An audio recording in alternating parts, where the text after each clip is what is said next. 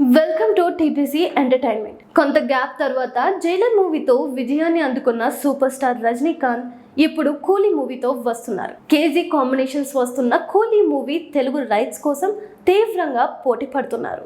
రజనీకాంత్, లోకేష్ కనకరాజ్ కాంబోలో తెరకెక్కుతున్న కూలీలో శృతి హాసన్, నాగార్జున, సత్యరాజ్ వంటి వారు నటించారు. సన్ పిక్చర్స్ దీనిని భారీ స్థాయిలో నిర్మించింది.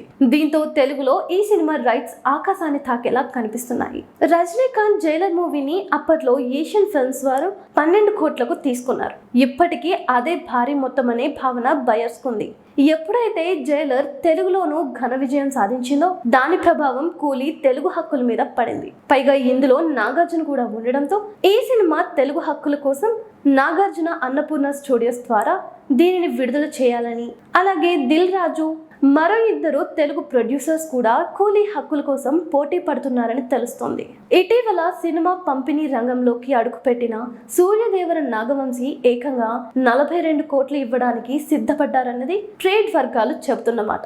జైలర్ సినిమాకు వచ్చిన కలెక్షన్స్ ను దృష్టిలో పెట్టుకుని నాగవంశీ 40 కోట్లకు పైగా ఇవ్వడానికి సిద్ధపడ్డారని అంటున్నారు.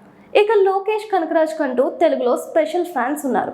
రజనీ, లోకేష్ కాంబినేషన్ తప్పకుండా వర్కౌట్ అవుతుందనేది వారందరి నమ్మకం. మరి ఈ సినిమా తెలుగు రైట్స్ ఎవరికి దక్కుతాయో చూడాలి. కూలీ మూవీతో పాటు బాక్స్ ఆఫీస్ దగ్గర హిందీ సినిమా వార్ 2 పోటీ పడబోతుంది. వార్ 2 హిందీ, తెలుగు, తమిళ భాషల్లో ఆగస్టు 14న రాబోతుంది.